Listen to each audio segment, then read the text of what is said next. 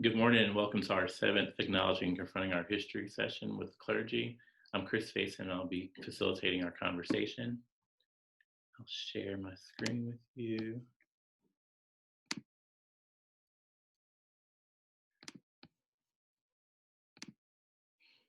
So today's session will be the first of a couple about where do we go from here.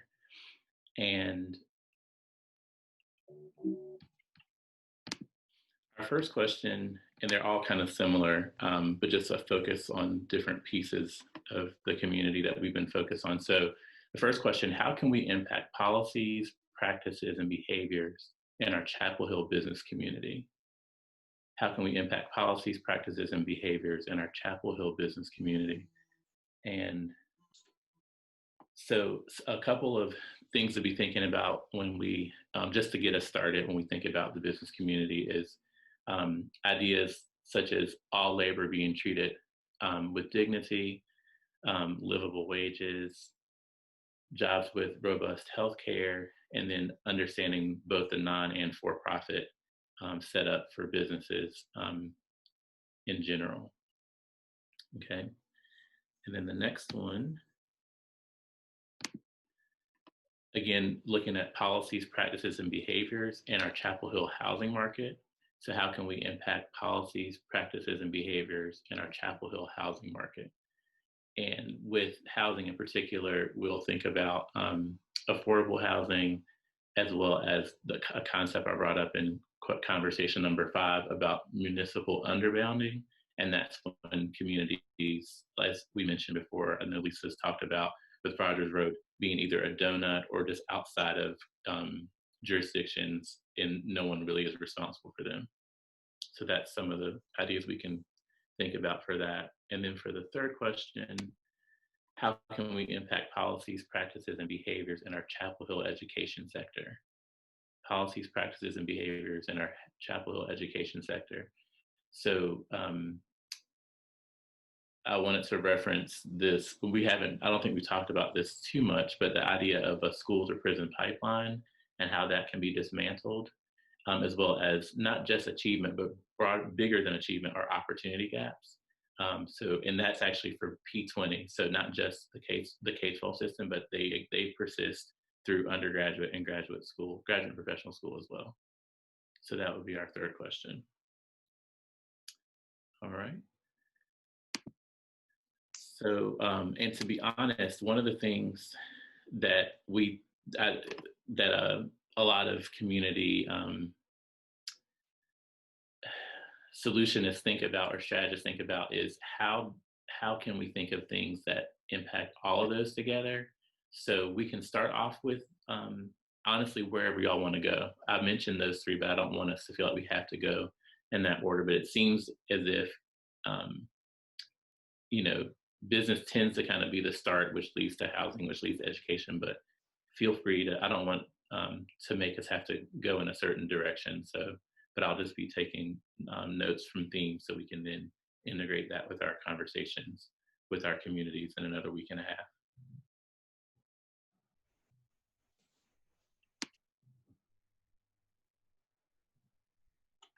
I'm not, my sense is that there is one way of looking at it, that it actually all begins with education, that there becomes more pressure on housing markets in good school systems, and then it makes it so that only wealthy folk can move into good school systems, and it drives up housing prices, and it it starts with education. But I'm not sure if that's accurate, but I feel like I've read some research on that. And it's a lot of anxiety around with the rising cost of college, and it all kind of snowballs, but actually education is the driver on that, partially the driver on the housing.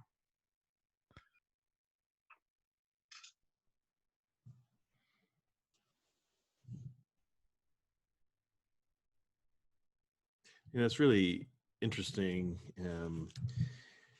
Jen, that you put it that way. I mean, it does feel like, at least in our community,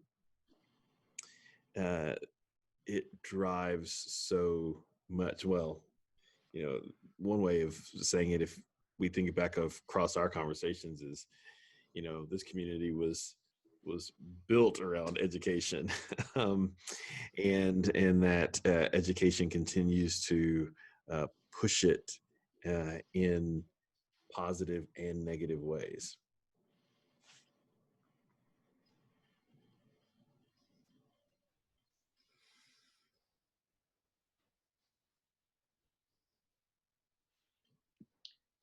And Jen, I do appreciate your thought. I think one of the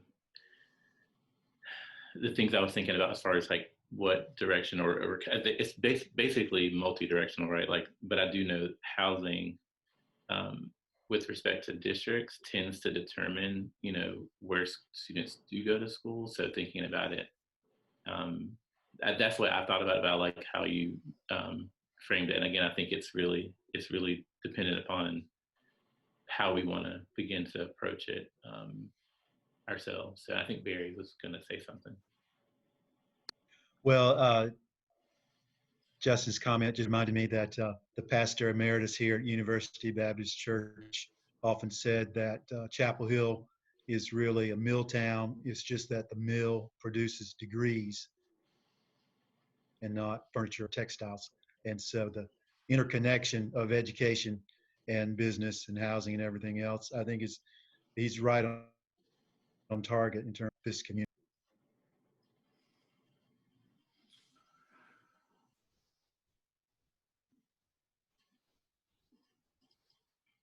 One of the things our meeting has been particularly interested in is the school resource officers and how they function, because that certainly addresses not only educational opportunity, but also school to prison pipeline kind of thing.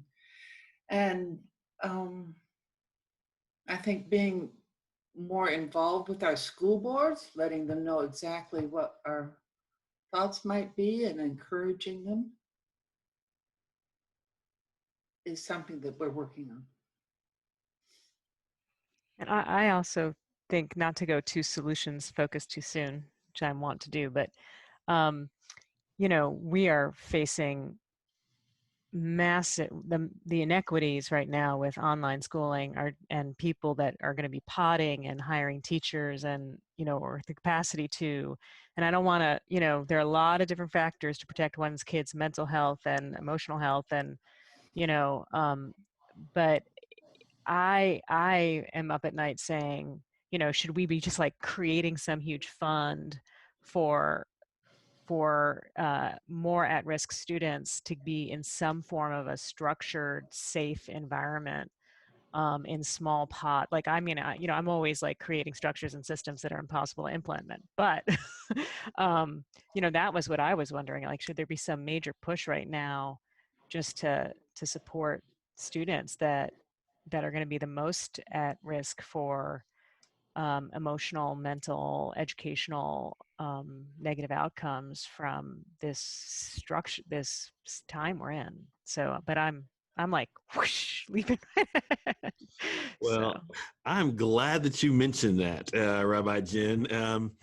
No, just on an earlier call, some of us were talking about this very same thing, and that this is a huge concern for our community right now. And we've been so much of the talk for the time that we've been back in this school district, which has been the last 3 years, has been focused around the achievement and opportunity gap within our school district.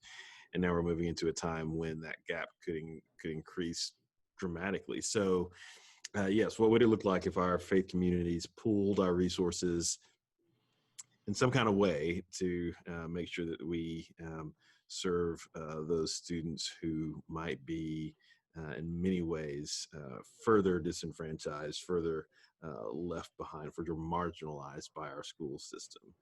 So yeah, absolutely. I think that's something that we can do to make a difference right now.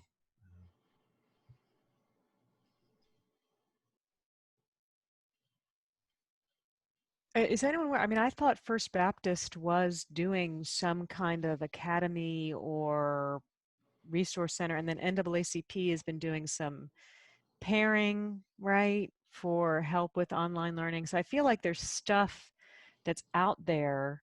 I just don't quite understand how it's functioning and what status it's at and stuff like that. So. Mm-hmm. I'll speak just a little to it, and then others may have much more information. So yes, I mean, moving. The assumption was that moving into this academic year, apart from COVID realities, that there would be a program particularly focused around African American students from the NAACP, where you have these pairing of essentially mentors with mentees. There is some effort from the Blue Ribbon program, because we'd asked them at our church if they'd be willing to extend the range of students that they are serving, so that we could work with students who were quite severely academically underperforming, who were known to have sometimes even some behavioral issues. At the cross section of academic performance, behavioral issues, and students of color, we said we want to work with those students. Those students of color, y'all are tempted to just abandon in the school district. And so there's some effort to figure that out in an online way, just across the Blue Ribbon programming in an online way. I don't know if that's translated to the NAACP's efforts just yet. Others might have some information on that. So I do think that the school district is open to pairing mentors and mentees in this academic year, because they realize it just, if you don't do that for this fall and potentially even further, then that's hurting the students that they're trying to support.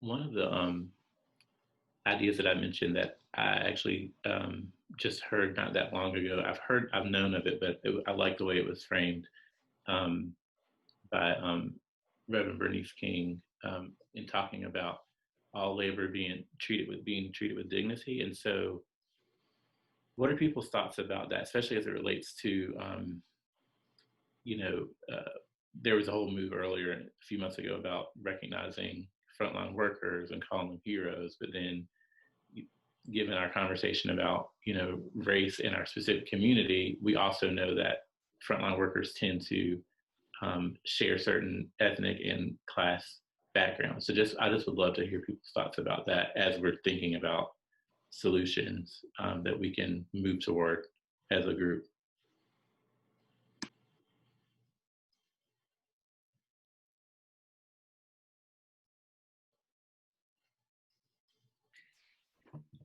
This isn't about solutions, but I've sure observed through the years that lower income workers, particularly in the hospital, can't afford to live locally, so they have to live farther away, and they tend to need to buy cars that are older and get a lot worse gas mileage and need a lot more car repair.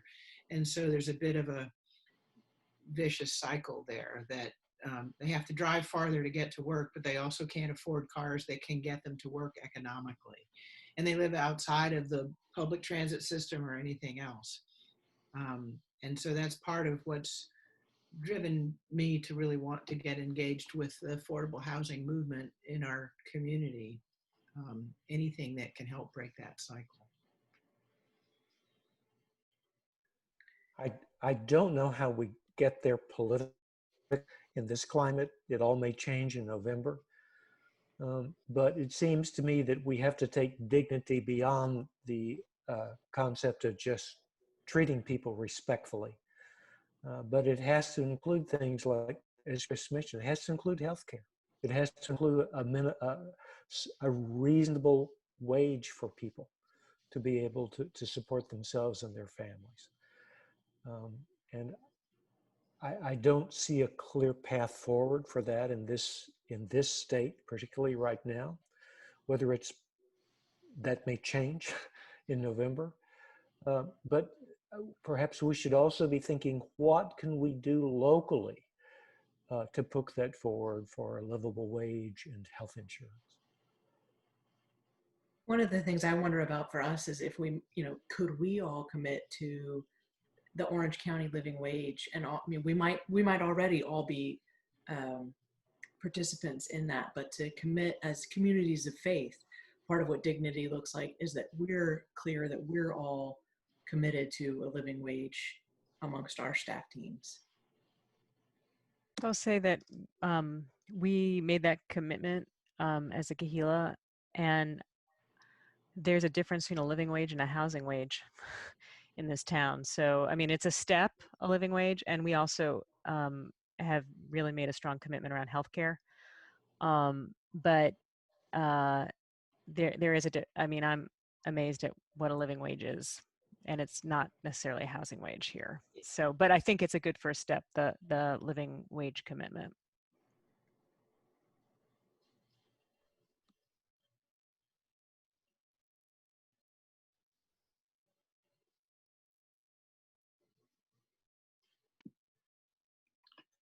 And I wonder, by the commitments we make as congregations, organizations, is the hope that that will just influence our congregants who own businesses, or is the idea though that we could push them farther along with that too, so that it's we're not going to force our congregants to hire at a certain level or something along those lines, but how is it that we, to sort of Wes's point, how is it certainly lead by example, but how do we also encourage and bring others along with us so that it's not just the faith community does this as an example, which is great, but then also how we bring others along and they see it as part of their participation in a specific congregation or their commitment to their faith or to a more just society, whether those businesses are owned by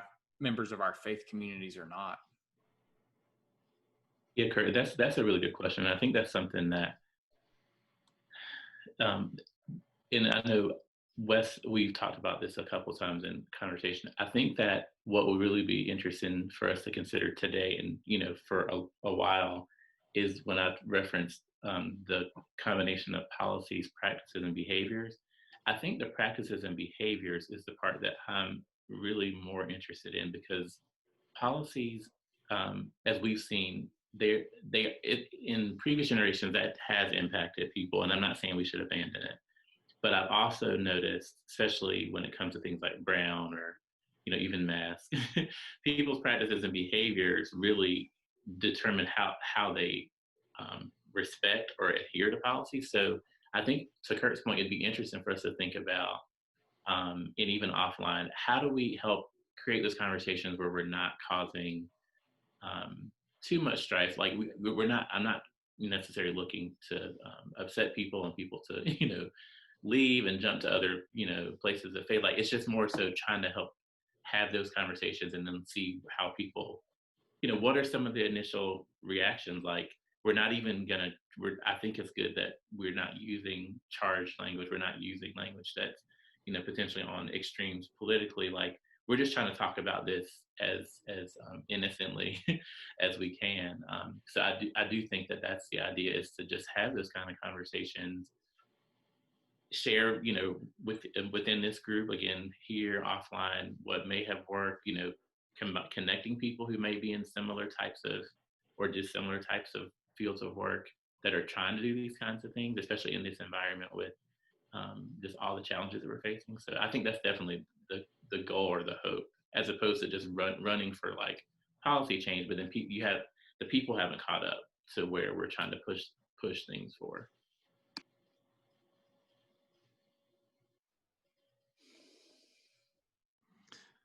I love thinking about this moral formation here, and the question about how we are doing that in our local churches or in our communities of faith, and are we doing so in such a way that we are supporting a greater work. So again, we're talking about this conversation. The genesis of this conversation is about, how do we uh, um, become as a set of faith communities in Chapel Hill, as we're leaning in toward the future, how do we covenant together to be anti-racist?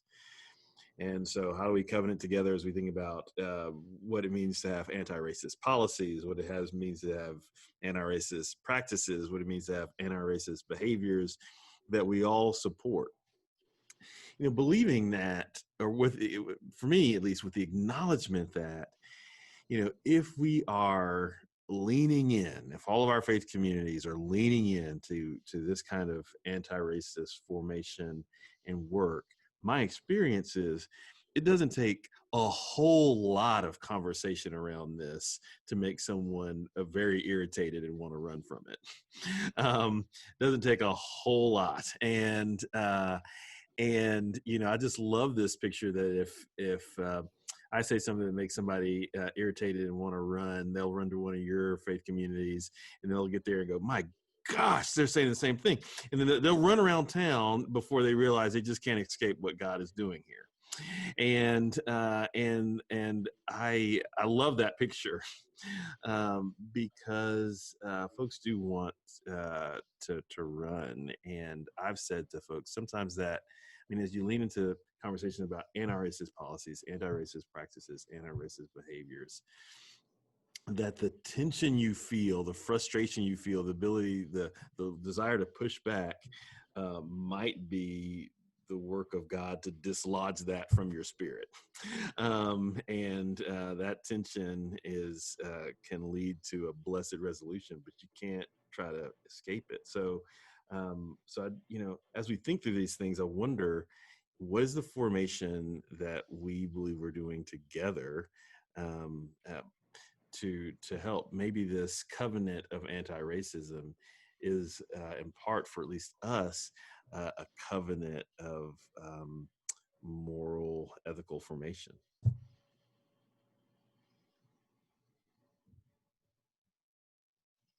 So Jen wanted to run to the practical. I just got super theoretical there on you. We're just, setting up the boundaries for the conversation. No, but I don't think that's, go ahead, Lisa. Was that Lisa? I was just going to ask, when you say for us, do you mean for your congregation, or do you mean for this whole this conversation right here? Yeah, I'm talking about for all of us. Yeah. Great, thank you. I don't think that's not practical. That's an action, Justin. That's not just a theoretical, right? That's a shared, it's a covenant. It's a written covenant. Yeah, Right? and I think that, like, if there were some of these where, so let's say, we all examine our banking practices as institutions, and then we say, all right, folks who belong to our faith communities, now it's your turn. Here's what this looks like. And it's difficult sometimes to do if you're not already, because who wants to change banks? That's like an extra thing that is terrible and feels overwhelming, even though it's not that big of a deal, but it feels it right now. And it's the sort of like, here are these practices and behaviors that we're talking about, that it does give folks something tangible to hold on to. And yet it's done from, Justin, to your point about like this bigger picture of a community of communities doing this together. I think we have some significant advantages, and one of them is look at our holy texts. If you take a Bible, either the Old or the New Testament or both, and you cut out everything having to do with justice or treatment of the poor, you don't have much Bible left. And I think this can be framed with our colleagues in faith in a way that elevates the discussion above mere politics. And I think that has the potential to have real power.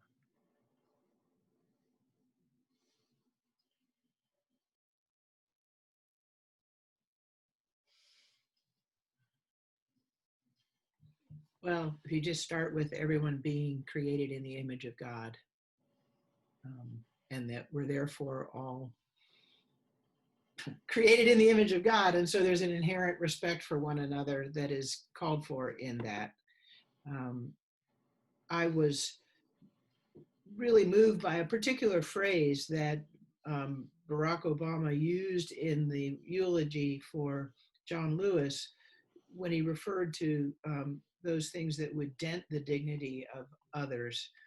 And I appreciate that over removing the dignity of others or taking away the dignity of others, but to dent it or even to assault the dignity of another is stronger. But I love that language of standing opposed to those things that would dent the dignity of others.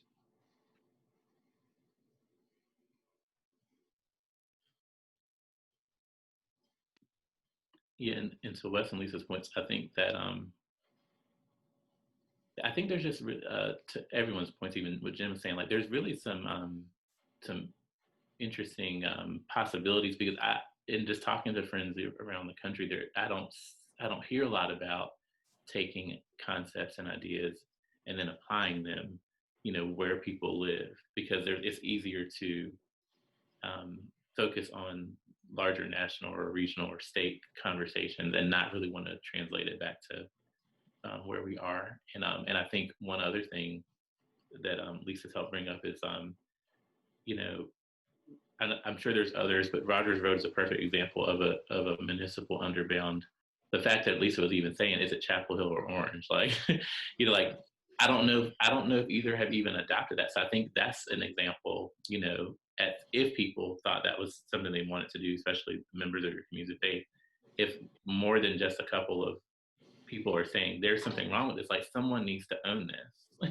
And if you're saying that, with a united voice, it's harder for people for elected officials or whomever to continue to kick the can down the road and say, well, that's someone else's responsibility. So even having that language from a Center for Civil Rights when they were able to litigate a municipal underbounding, it's just helpful to know some of the language that when we're talking about when you're just kind of in this donut hole and no one's coming to serve you because you don't really belong to anyone.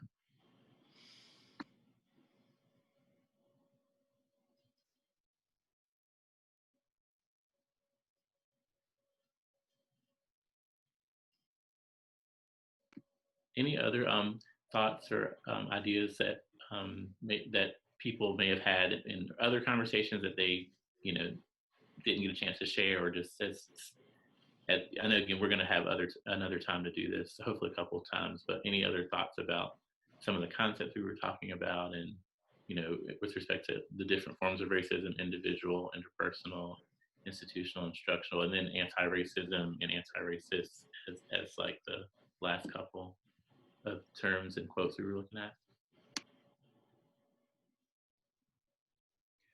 Well, Chris, just a personal observation from our conversations and the events of this spring with the pandemic and the recognition of essential workers. Those called essential workers are often those who receive less pay and have less opportunities in housing and other things.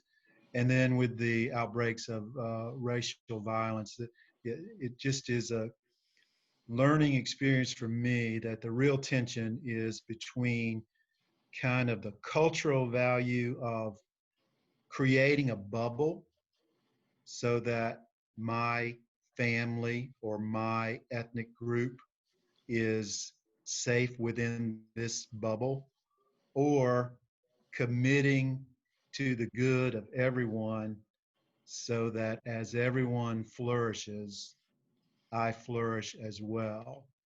And that sounds very obvious, but just events and conversations have revealed that that's a living tension that has come to the top of my awareness, and I think it's sort of foundational for the conversations we've been having.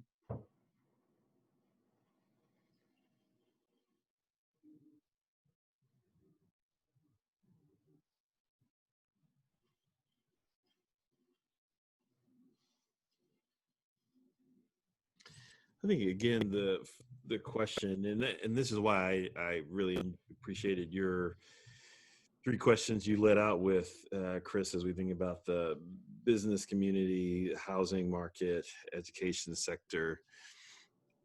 So, we've had some very illuminating conversations about Chapel Hill and its history, particularly, the University of North Carolina at Chapel Hill, and its impacts on us. And we've visited some very hard moments around race in our town that we haven't recovered from, that our town has not recovered from, not just those of us here on this call. And I think the question is ever, how do we run this to ground, run what we want to do to ground? How do we, how does an anti-racist, I mean, if our history has been filled with, not just if, our history has been filled with racism, our institutions, so many of them have been built on it. It's why our institutions flourish. So just practically, what do we do? What is the work of the faith community? Is this the question that keeps on coming up in my mind, and always echoing. And I think I mentioned this in one of our previous calls. Was a former mayor of our town, I will not name, but former mayor of our town said to me once, when I look at all these religious communities in Chapel Hill, I don't know how they have actually, in his tenure in the town, impacted the life of our town. I mean, surely we have, but just so you have a mayor of a town just looking around saying, glad y'all are here, but you don't seem to be actively working to shape the policies, practices, and behaviors of this town. I mean, just a huge indictment on the religious communities here in town. And so I just continue to carry this fundamental question. If we're going to be if we're going to adopt an anti-racist posture, how are we going to impact the policies, practices, and behaviors of this town? I mean, what does it really look like for us to do so? And Justin, like the Justice United model, right, is that you choose something actionable, Yep. winnable, measurable. Yeah. So very, very, very, all those things. Yeah, as you were speaking, Justin, I was thinking about Justice United and how they've been working to get us on board. And it is still largely made up of faith communities, though also of others. And we gather under the umbrella of Justice United. And I don't want to set up a competition with Justice United, but I wonder if there's a way to gather under the umbrella of the faith communities of Chapel Hill, specifically with regards to anti-racism.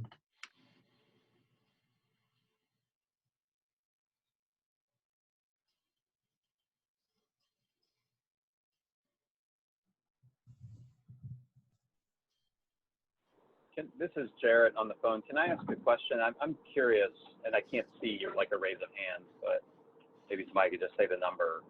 How many congregations represented on this call are involved with Justice United? Because I was just dipping my toe into that right before COVID, and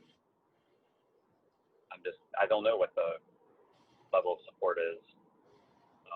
The IAF was important to me in my previous call, but looks like we had about 4 that are more resolutely involved, and then a couple, 2 or 3 that are toe dippers too. Yeah, kind of. And yeah. And Rabbi Jen will remember the early days of conversation, in the conversation that preceded Justice United. And I know in those days, more of our congregations were involved it is one of those complicated things because I know that it Justice United and similar organizations all across the country do a lot of good work. Some faith communities seem to be able to more easily fit within the framework that Justice United wants to do the work, and some resist it a bit more. Yep. So I don't know. Some might have some thoughts about that. I totally can relate to both sides of that. Some people being highly energized by it and others very threatened by it. And to Jen's point about, and thanks for that question, Jared, and joining us by phone. Jen's point about something measurable, winnable, I definitely think that after next week and hearing from people in you all's communities, it will be real. As a person that likes to, I think a few of you mentioned get stuff done, right? Like I think having even just the conversation y'all were having about the how to support students going back to school is a that might not be viewed as a quick win or easy win, but something like that, and then maybe something simpler like what Kurt was saying, like just even posing a question or two to communities like that. As Jen was saying, that's a decision that you're making. So it may not look like a lot, but just having, some agreement across, even for people who may not have been able to join these calls, like doing some similar things is something. And definitely I eye towards something that you can see your results more readily, but then also, practices and behaviors they don't form overnight and they're not going to change overnight. But I do think there's a way to, kind of build the wall and fight off enemies at the same time. Dottie, did you have something you were going to say? Oh, all right. So I wonder if it would be possible to think about the creation of racism nonprofit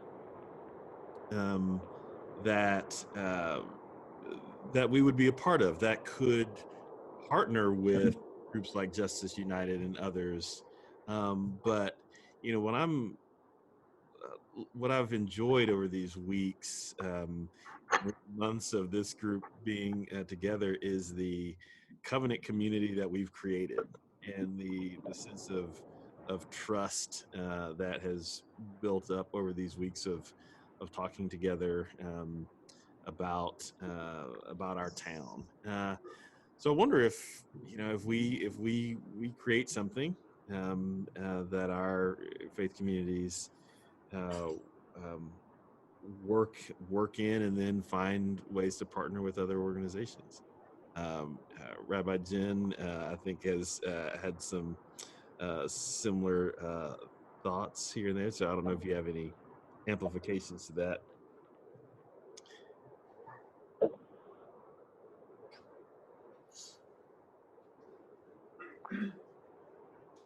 Rabbi Jen, does that fairly cover some of your thoughts as well? Yeah, I was kind of blue skying it. I don't know if there's a way to get things done without I was doing like an ideal world kind of structure. I don't know if I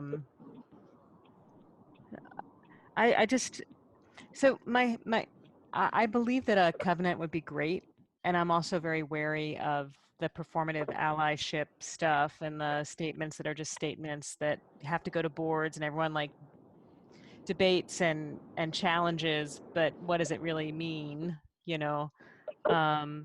I think that it's important to see whatever happens as an extension of this. I mean, we've spent a lot of time together, right? And our communities, for our communities that we've been able to watch, they've invested a lot of time. So I think that there's a natural outgrowth to action from all of this. It seems to me that a nonprofit would be pretty heavy lifting, though, Justin, don't you think? I mean, that's pretty heavy lifting. Yeah. Yeah, just having worked on creating the nonprofit for Pee Wee homes, it is a lot of heavy lifting, and there's a lot of legalities attached to it and everything else. I think if we could at least start with a covenant relationship and calling it that, and calling upon our faith tradition in that nomenclature, and start with that. And after a year or so, if it looks like there's interest and momentum for a nonprofit to grow out of that, that would be the time to do it. I'm sorry, Dottie, I think I cut you off. No, not at all. I'm just aware that the Interfaith Council is putting much more emphasis on sort of community outreach and racial issues within our community, and that would be also another, it's one nonprofit that's really working in that direction now. If we could find some way to share with them.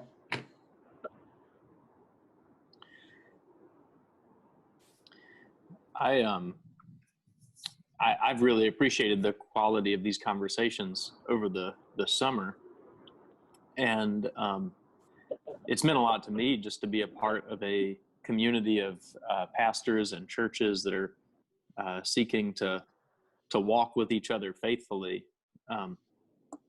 With all due respect to the mayor or the former mayor, whoever that might have been, I think I can understand, where they were coming from when they made that statement, but I'm not sure that I agree with it in such absolute terms, that the faith community hasn't been a part of shaping the life of Chapel Hill.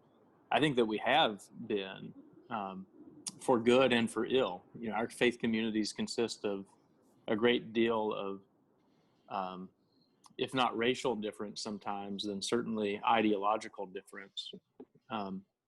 And I think of my work as a pastor as seeking to lead a group of people in the worship of God and the creation of disciples.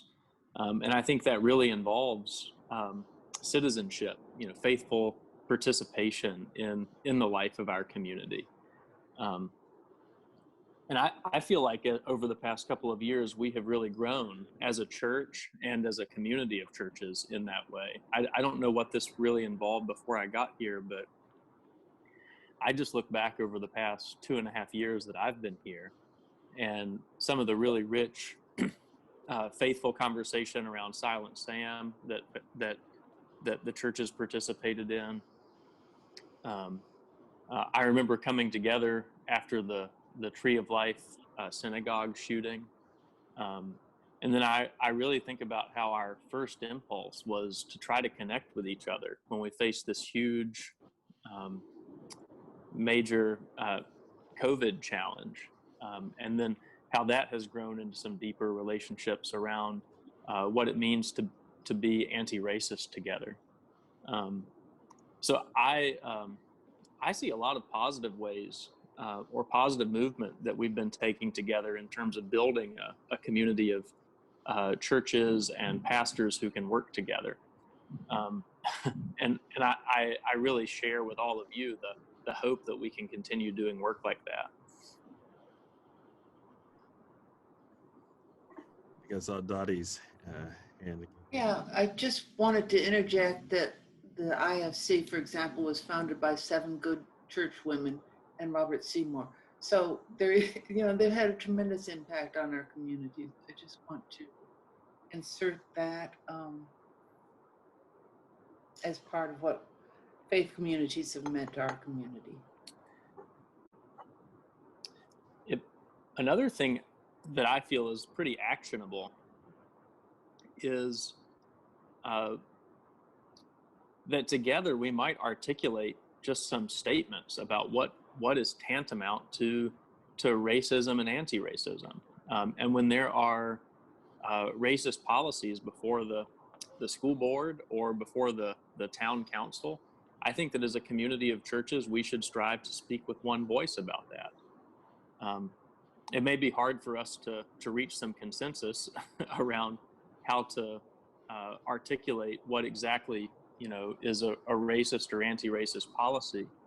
But I think of just some of the things around what it means to educate for the public good, the need for housing, the need for transportation, you know, as a faith community, I think we could have a powerful voice when we remind the town council or the faith or the citizenry of Chapel Hill, hey, like as we consider this policy or this proposal, we need to remember, you know, the racial history that is behind it, and help our community to see in more sharper terms how there is a racist dimension to many of the decisions that get made in our community.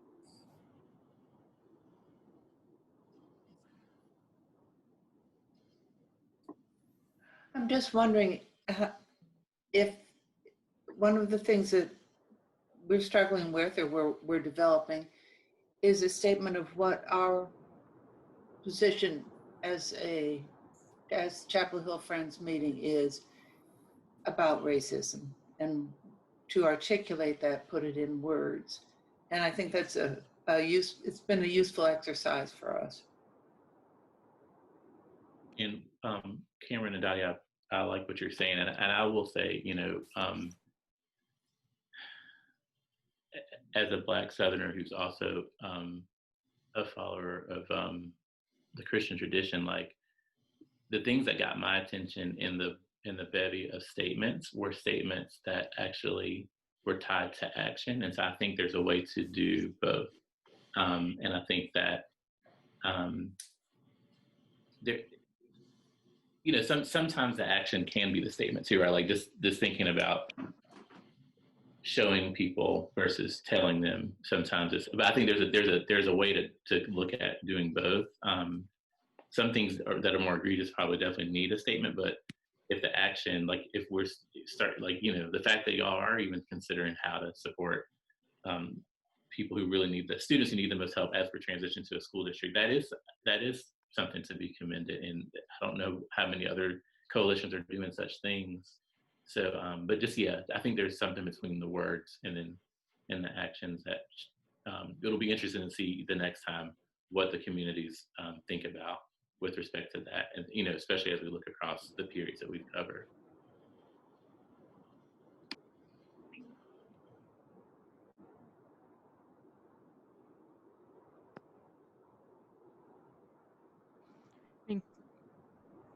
Go ahead, Jen. I mean, could you imagine? I mean, I can't even imagine what the school boards and the staff and are going through right now with trying to figure out how to do school and how many moving pieces there are. But could you imagine if there were a program that, like, in the school budget to resource with the most at risk, the most fragile learners, like pods of 3 in some kind of safe environment, or pods of 4 with a teacher? Could you imagine that? I mean, what would the fight be at the school board meeting on that, on where resources are going, right? But this is where those, you know, issue. It's an interesting question.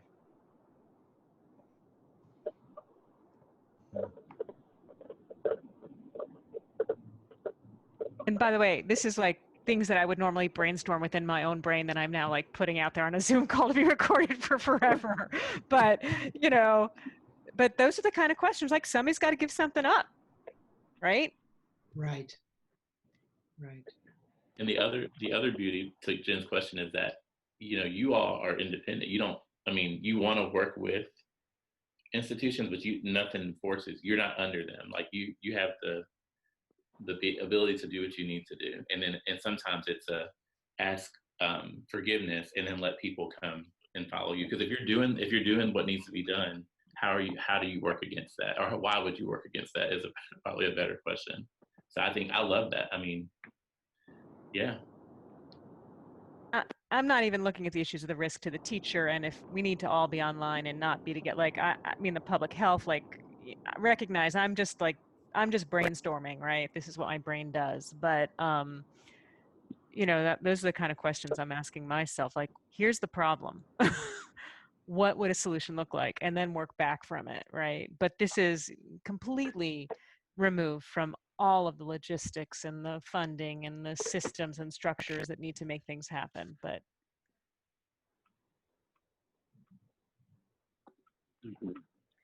Justin, I want to come back to how when you were talking earlier about around formation, just how important I think formation and and doing this work of education and formation broadly within our communities to animate their spiritual imaginations, to help them see and choose anti-racist, policies, practices, behaviors. If that work hasn't happened, I think sometimes some of us might just bump up into what feels like impasses rather than being able to help move forward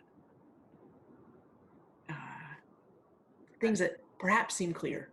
But Lisa, what were you going to say? Well, I'm just, I think Jen's vision is fabulous. I'm also thinking that a very low hanging fruit for us would be to commit to telling the history that we've learned over these past 7 weeks. To share, I mean, every little bit of it that I've shared with our congregation has been so well received, but also with a bit of surprise and shock and all of that. I mean, there have been to find ways without having to commit to watching the whole hour or 6 hours worth, but to just share with our congregation the historical facts of our region, from where Franklin Street got its name to, does what. Yeah, go ahead, Jen. no, I'm sorry. No, go ahead. Go ahead. I'm sorry. Well, no, I think I'm just going to give a litany of examples, and we've got them. So carry on. No, I'm wondering if anybody's got access to somebody, a really good video editor that would pro bono, like for free, take the series and get it down to 1 hour that we could share in our communities. If anybody's got, I mean, there are a lot of talented people in our communities, and I would think that in the spirit of anti-racism, there might be somebody that could take that on, because I know I was approached by a member of my congregation. I was like, I have a producer background, and you guys, like, come on, let's go, like, there could be some editing here. I'm like, well, we don't really have the time, my friend, but, is there somebody who's got that production capability within their congregation that someone would take that on as a thing that could, and then it could be more like a succinct 45-minute thing that could be shared. I don't have a skill, so. We've got someone that edits our, Sunday morning videos, things like that, that could probably do it.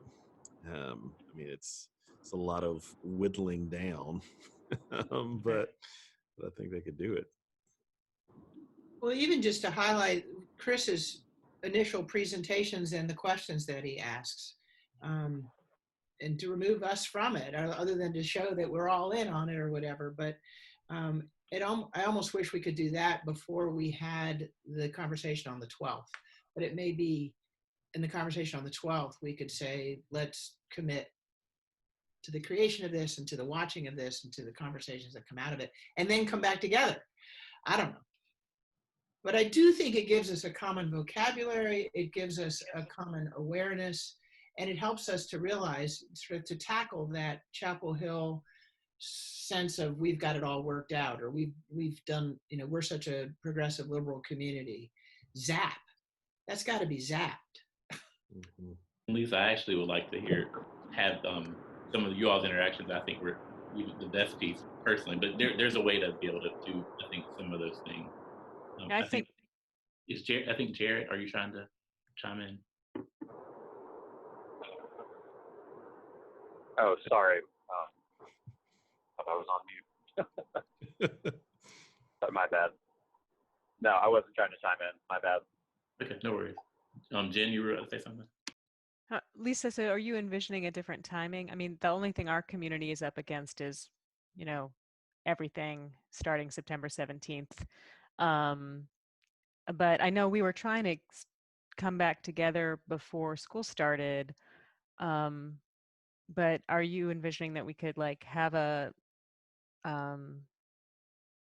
have kind of a condensed thing that communities would watch and then all come together? I mean, I think, I don't know how many communities, but we might have been one of the few communities that kind of all just hunkered down and watched all of the videos in succession. Yeah. That's, I think, Sorry? I just think that all comes down to the fact that Shabbat services are usually 2 to 4 hours long. So for us, it was not a big deal. Yeah, well, for us, it was that there was so much coming out, and we had to kind of pick and choose where to spend our hours each week on the topic. But I don't know whether we need to adjust the thing on the 12th as much as we might need to look at having another one 3 months later, or I don't quite yet know what is envisioned for the gathering on the 12th. But I think if we do it right, people will be motivated to do more. Or we just put it off a bit. I think again, there's a way to do both. Like, I think you want to keep your momentum, but then also have a chance to come back. Because if you drop off, then, some people may not return. But yeah, the 12th, again, is just the concept is to have a summary question for the entire period. And then also the information I normally would share would actually be some of the themes that may fit within a lot of what you all said wasn't really historical. So I'll just have to go through and kind of carve up some of the themes and just put a couple in each of the time periods for conversation. So, and I'll be sure to send that out before so I can make sure I got everything people said. Any other thoughts before we? Yeah, just to bring together a little bit, Chris, like the Justin and others' comments about formation. Part of formation is the action too, right? I mean, it's like we can learn intellectually about these things, but then there's also the learning that happens when I begin to do some of these things, some of the specific steps that are required of me to, these kind of policies, practices, and behaviors, that those then form and shape me by the doing of them. And so again, I can be like some on this call where it's like a push to action, and we have folks, in our communities who are tired of statements, and so they want something to actually happen. Statements are good and they're needed at times, but even as you said, Chris, the ones that were like, and here are the steps we're taking, were the ones that got the most traction. And not just in faith communities. I mean, that was like the Ben and Jerry's one was the one that got all the play on social media, because it was like, and here are the 4 things that we want. So I think to include in whatever we do, I like the idea, maybe not something like starting a whole nonprofit. I'm happy for y'all, and I will like pray for you as you do it. That'll be my commitment to that. But I would love to see sort of the like united front around this action, because sometimes it can feel overwhelming too about, well, there's, this organization that does that. There's, Orange County Unite. I didn't even know about that one. I'm in Durham, but it's like OAR. And then there's in Durham, there are these organizations like Durham Care. You can run through a list of organizations like, well, where am I supposed to go? And what do I do?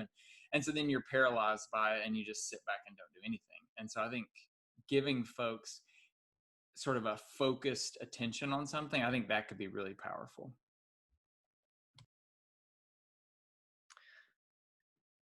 I also really resonated with that thread of the conversation around formation, because I think that the power, I think that our witness as individuals and as a community is really powerful in shaping the character of the communities that we serve.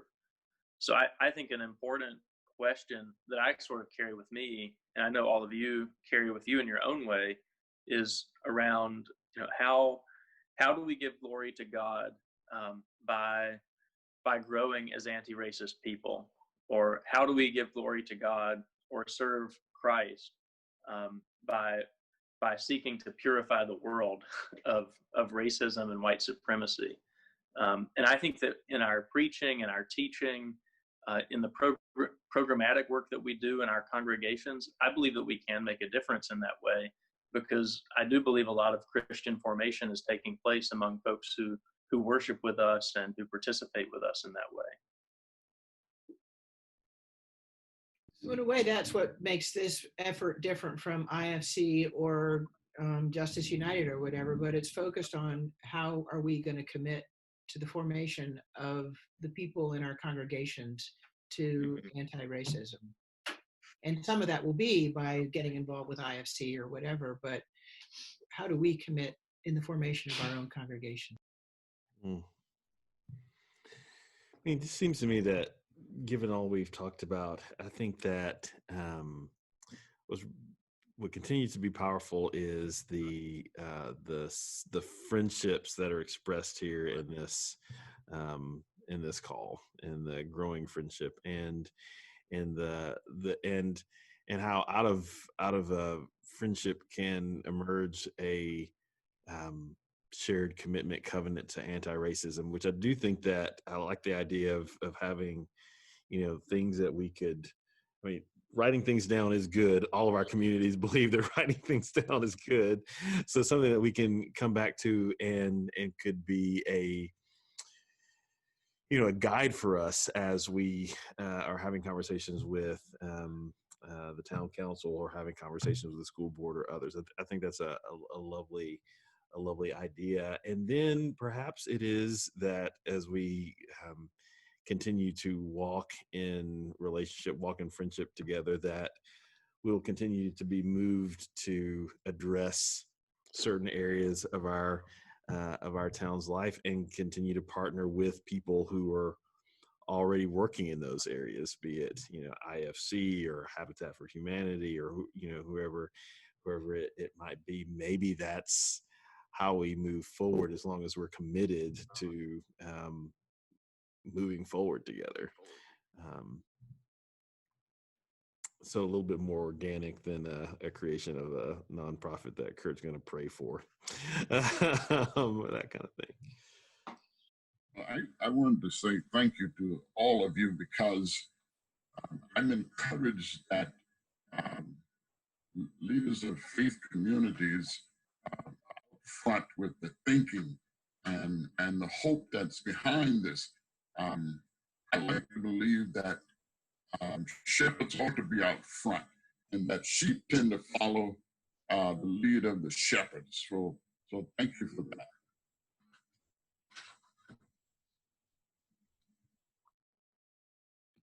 And with Donnie's statement, I think we'll go on and conclude for now. And in a week and a half, we'll bring in the communities as a way to hear their thoughts across the different sessions, even if they haven't had a chance to listen, and also pepper in some of the themes that you all have come up with in our conversation today. So thank you for your time. See you next week.